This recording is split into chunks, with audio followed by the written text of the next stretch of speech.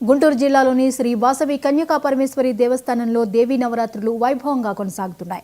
3వ రోజు శ్రీ గజలక్ష్మీదేవి అవతారంలో అమ్మవారు భక్తులకు దర్శనమిస్తున్నారు. అమ్మవారిని దర్శించుకునేందుకు భక్తులు బారులు తీరారు.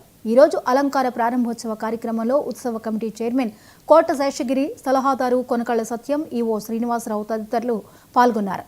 భక్తులకు ఎలాంటి ఇబ్బందులు లేకుండా అన్ని ఏర్పాట్లను చేసినట్లు చెప్పారు.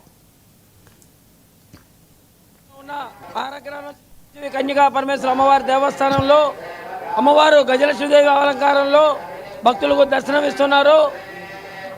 ఈరోజు ప్రత్యేకమైన రోజు. భక్తులందరూ కూడా పెద్ద ఎత్తున హాజరై ఈ కార్యక్రమాన్ని తిలకిస్తున్నారు. అలాగే ఈ యొక్క ఆలయ ప్రాంగణంలో భక్తులకి ఎటువంటి అసౌకర్యం లేకుండా క్యూ లైన్లు కానీ వాలంటీర్లుగా మా యొక్క ఆయుర్వేద కుర్రవాళ్ళు కానీ భక్తులు కానీ అందరూ కూడా విరివిరిగా క్యూ లైన్లో భక్తులకి వాటర్ కానీ మజ్జిగ కానీ సప్లై చేస్తూ భక్తులకు ఎటువంటి అసౌకర్యం లేకుండా చూస్తున్నారు. గుంటూరులోని ఆరగ్రహంలో ఉన్న ఆరగ్రహం శ్రీ వాసవి కన్యకా పరమేశ్వర అమ్మవారి దేవస్థానంలో అమ్మవారు గజలక్ష్మీదేవి అలంకారంలో భక్తులకు దర్శనమిస్తున్నారు. ఈరోజు ప్రత్యేకమైన రోజు.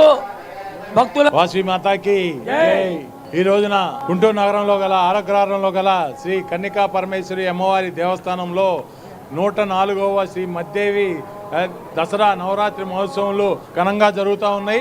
అమ్మవారు గజలక్ష్మి అలంకారంతో విశేషంగా భక్తులకి దర్శనమిస్తూ ఉన్నారు. వేలాది మందిగా భక్తులు వచ్చి ఇక్కడ అమ్మవారిని దర్శించుకొని తీర్థప్రసాదాలు స్వీకరించి అమ్మవారి ఆశీస్సులు తీసుకుంటా ఉన్నారు.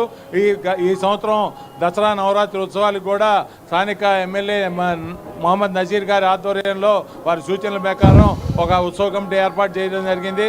ఉత్సవ కమిటీ చైర్మన్గా కోట శేషగిరి గారిని మరియు సుమారు 90 మంది కమిటీ సభ్యుల్ని అందరినీ సేవ చేసే వాళ్ళని వేసుకోవడం జరిగింది.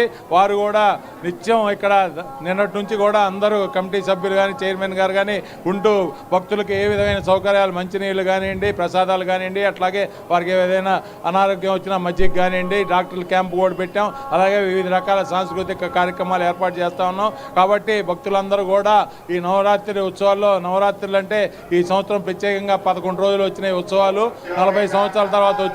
కాబట్టి భక్తులందరూ కూడా అమ్మవారిని దర్శించుకొని అమ్మవారి తీర్థప్రసాదాలు స్వీకరించి ఆశీస్సులు పొందవలసిందిగా కోరుతా ఉన్నాం. వాసవి మాతాకి ఈ రోజున గుంటూరు నగరంలో గల మేడారం ఆలయ అభివృద్ధికి